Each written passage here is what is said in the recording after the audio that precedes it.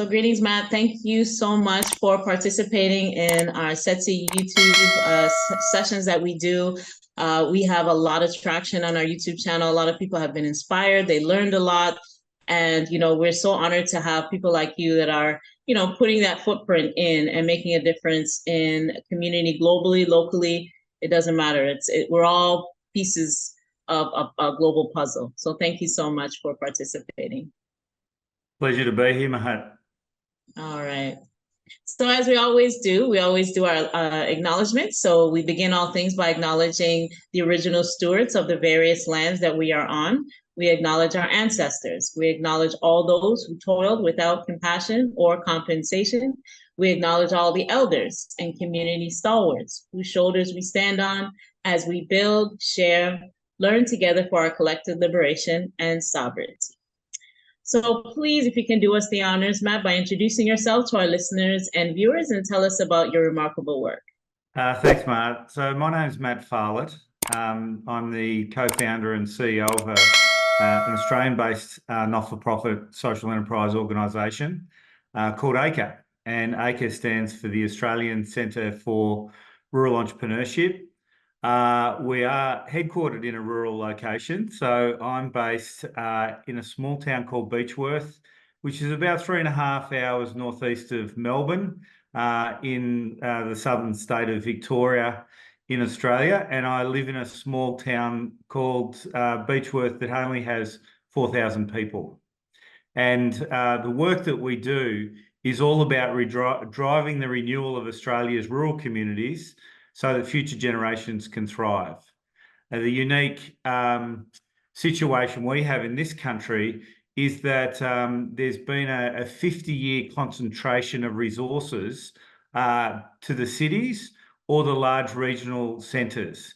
And that's come at the cost of many of our more rural and remote communities on every measure. So whether that's employment, health, well-being, career, education, every indicator. If you're more than about a half an hour drive away from one of these large regional centres, it's kind of like falling off a cliff in our country. And so that's our focus. It's a focus on unlocking the power of entrepreneurship through a local lens at a place-based community level, where we are unlocking entrepreneurship and social enterprise to either solve a local issue or create a new opportunity. So that's kind of in a kind of a nutshell what we're here to do. Okay, amazing. That's amazing. And could you articulate your personal mission and vision for us? Oh, well, my personal mission and vision relates to the organisation, really, because I'm that kind of person who was never a very good employee. So I was always too philosophically driven or idealistically driven, if you like. So for me, growing up as a rural Australian, it is that idea that young people have that opportunity to see themselves, and the way I describe it in the work that we do is moving from a mindset of seeing themselves as a job seeker to seeing themselves as a job creator. So that idea that if you can find what you're really good at and combine it with what you really love, and you can make a career out of it, then that's your sort of destiny. And we all should have that opportunity to live what's closer to our destiny than currently what we've been told and currently what our education system wants to indoctrinate us around. They want us to be a well-rounded, compliant sort of employee, and I've never kind of bought that, from a very, very early age. And so, but I will say that I've been, as I get older, and I'm in that kind of mature area of my career where people are expecting me to show leadership a way more. My challenge is to move from an activist mindset into an advocate mindset so that I can be, more influential and powerful at advocating for the next generation. Perfect. I love how you said, you're idealistically driven. and from job seeker to job creator, because it's so perfect, perfect timing, because that's the flow of the new generation now. They don't want to be employees anymore. They actually want to control their own destiny and to be able to do, like you said, do their passion and what they were meant to do and felt like they were meant to do. So right on time. And what inspires you? What inspires you about your current work? I was one of those young people that didn't fit into the traditional education system. So I grew up in a very, very small town. There was only 200 people when I was about to go to my first years of school. We call it primary school here in Australia. And instead of going to primary school age 5 or 6, there wasn't enough students to maintain the 2 teachers in the school at the time. So a number of the parents of 4-year-old children were asked if their children could make up the numbers. And I was one of those kids. So I went to school when I was still 4, which was pretty young for the time. And it's actually kind of outlawed now. But within a few weeks, the teachers had sort of already pigeonholed me as having an intellectual disability. And so, like good communities did in the day, that means just the community wraps around kids who are a bit slow or a bit, then they're not going to quite make it. You know what I mean? And so I wasn't really required to be in the classroom. I would help the maintenance man do jobs around the school. I would run errands down the street for the school, and generally try to be a bit pretty helpful. And what I noticed about that is that what I saw was that the only people that were really valued were the academic learners. And I realized that from a really early age, because I was kind of I was coming in and out of the classroom. I was just I was a curious kind of spectator of life, it felt. And it wasn't until I used that kind of curiosity and went to the larger sort of feeder high school. So I was about 13 by this stage. I realised that none of the farm kids who were coming in from all of the outlying regional areas had access to chewing gum, chips, or lollies. Well, we call them lollies. You might call them candy. And so I'm going, wow, I'm from this little town. I've got to pass the shop on the way to school.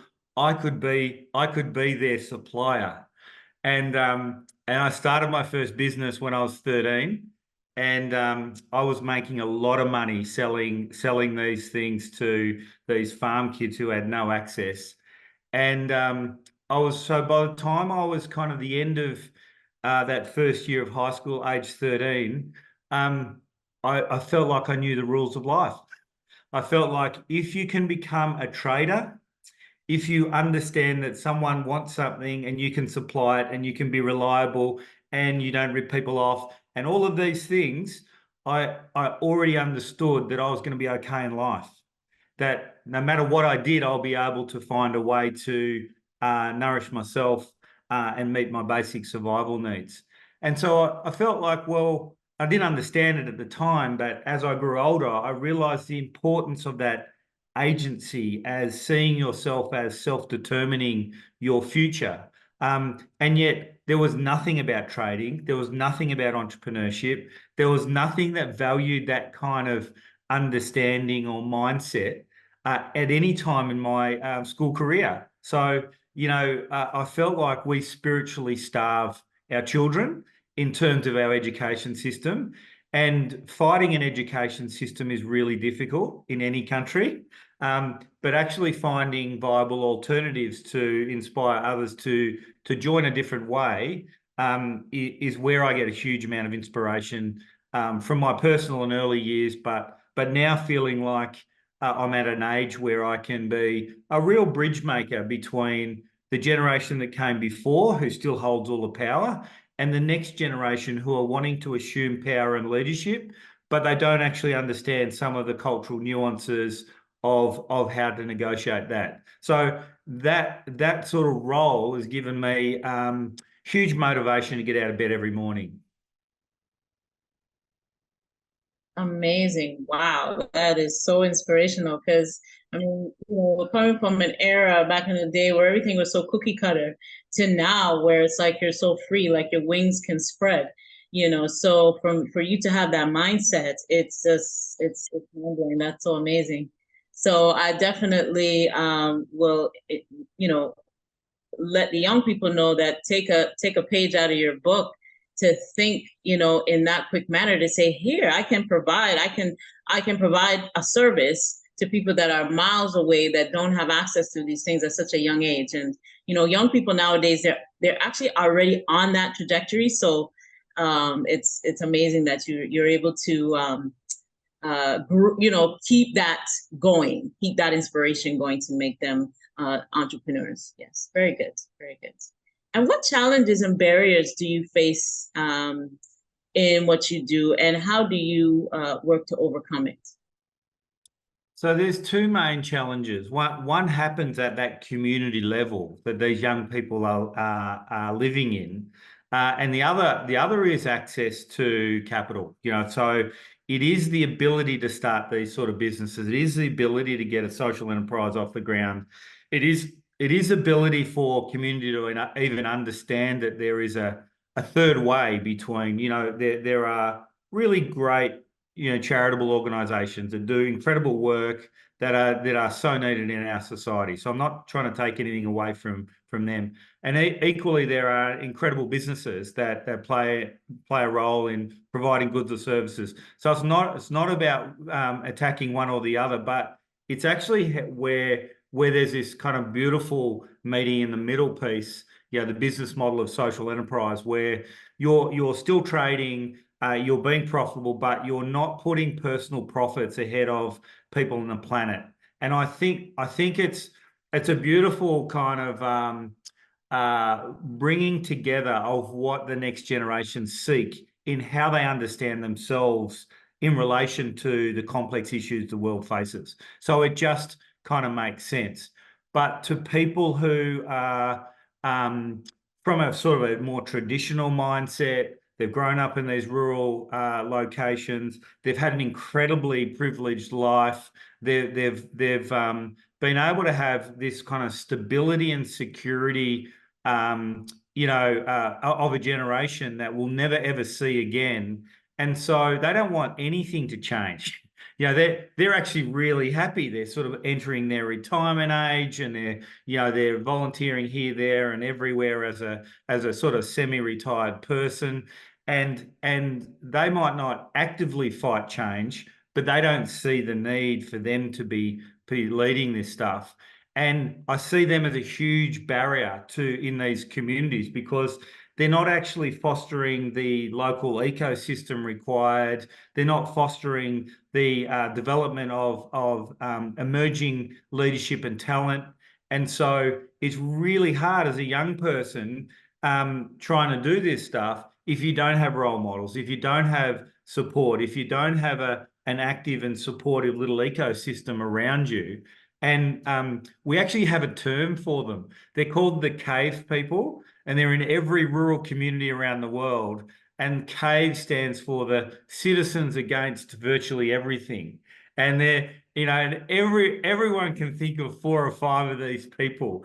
And they're actually, we need to start encouraging them and calling them out to say, hey, you've had your turn. Look, we think you're wonderful, but step aside.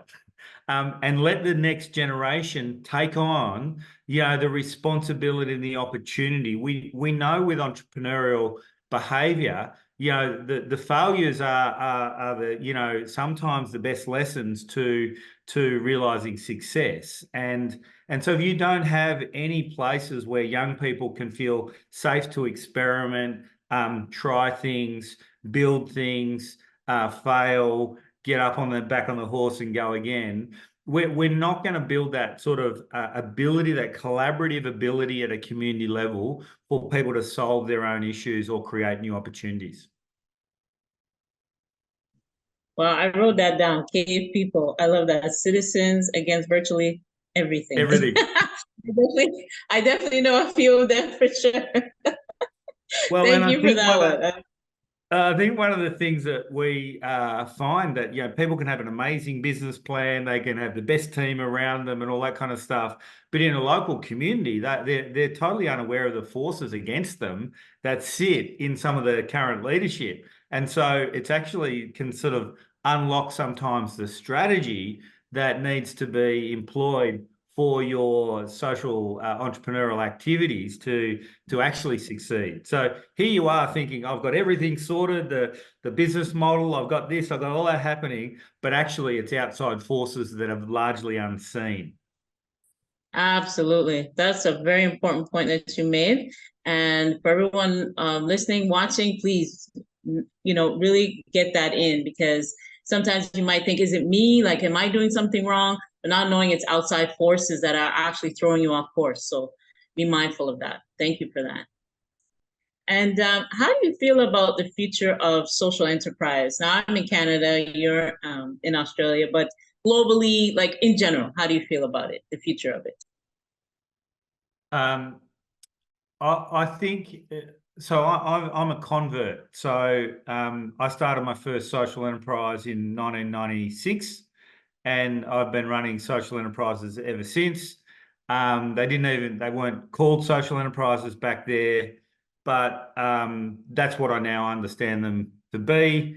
And I've been sort of active in trying to build out the social entrepreneurship ecosystem here in Australia.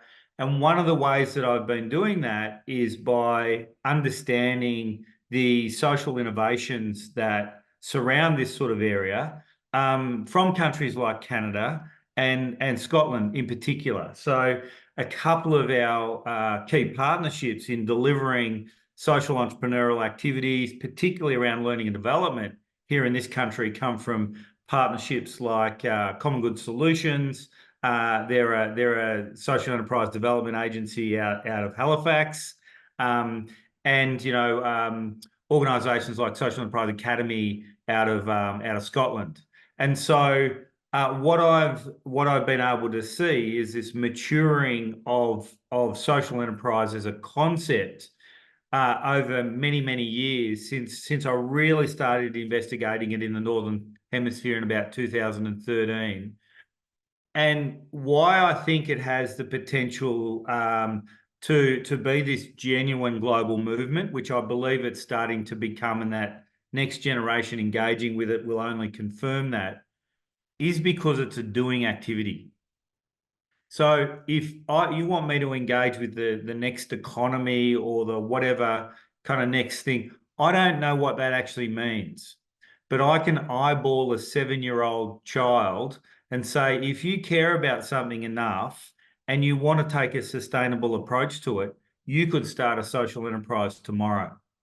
So it's a doing activity. And look, in our country, we have 43 universities.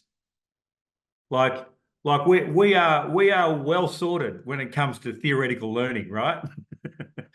But when it comes to doing something, we're all at sea. We don't have doing institutes. We don't have action learning centers. We don't have any of this sort of stuff. So that's why I love social enterprise. It's a thing. It's something that you can inspire someone to start and learn about. And by the very nature of what they're doing, they are putting planet and people before personal profits. Exactly. Doing activity. I love that. I love that phrase because, wow, 43 universities. My God, I don't even know how much Canada has. I have to Google that. or do I have to chat GPT? One of, myself, I'm trying to get up to date, Wow, that's huge. Okay, and what is your ultimate goal, and what does success look like to you? Success for us looks like starting a social enterprise in a rural community, being part of a social enterprise in a rural community, taking a social enterprise or entrepreneurial mindset to a problem in your local community in the future becomes utterly unremarkable. It's just what we do. And if we've got a problem that we're trying to solve, that's important to our community or people within the community, if we've got an opportunity that we see on the horizon, we're thinking about it naturally through a social entrepreneurship lens. And I would love to think that my children, in 30 years' time, are living in a world where that's how communities operate. And there is and why I think it's really possible is that rural people already live interdependent lives. You can't live in a rural community without sort of playing some kind of role other than your job in supporting things that happen, whether they're cultural activities or sporting activities or educational activities. We all lead interdependent lives. But what we haven't had is that entrepreneurial mindset, entrepreneurial skills, and entrepreneurial behaviors making this kind of activity just what we do. And that's what success looks like for me. Yeah, it's just what we do. It should be just a cultural norm, something that is just automatic. Yeah, I agree. And I think there's a component to this, which is, that's just what we do. In our country, we've got 60,000 years of experience. If only we were smart enough to sit down and listen for a second to what our Indigenous peoples have been doing forever. You know what I mean? But we are so arrogant and we are so blinkered in our sort of Western views of the world that we've got these incredibly gifted and generous people ready to support this journey, and that's once again the mindset shift we require as well. That's it. Sometimes, when you go back and you see the Indigenous and how they did it, it's like, well, hold on, that is social enterprise. That is, it's automatic, right? I feel embarrassed using the term around Indigenous people in my country because guess what? Yeah, that's what we do. That's it. It's just what we do, Exactly. Oh, Matt, wonderful. So last question. Do you have any closing thoughts or calls to action at this time? I think it is, when you talked about, where's kind of social enterprise going, or I think there's an opportunity for us to genuinely start to look at, and this has been enabled by technology and the fact that we can be on this call and be 16,000 kilometers away from each other. But the thing that I'm looking for at a global level is that we can have a young person wanting to do something, trying to solve a local issue in our community, and the role models aren't there yet that are local. The role models are actually probably in Halifax, or they're in Newfoundland, or they're in Alaska, or they're in the Highlands and Isles of Scotland, because they're the people who have already been on the journey for longer than us. And so how do we actually create this impact network, if you like, that is truly global, so that when someone has a challenge or an opportunity they're trying to tackle, you can put a team of people around them, a kind of a coaching team, if you like, of who's already done this, who's already been on the journey, who's got experience of this. And I think to accelerate each other's practice around building these mindsets and skills and behaviours, I think we can't do it without actually taking a global perspective to it. Because I know my mentors, I've had to travel the other side of the world to find and drag them into my worldview and drag them into supporting me to do what I do. So it's the same principle, but I think it's what we need to start doing in a more organised way for all countries who have rural people, because there's so many universals to what we're talking about here.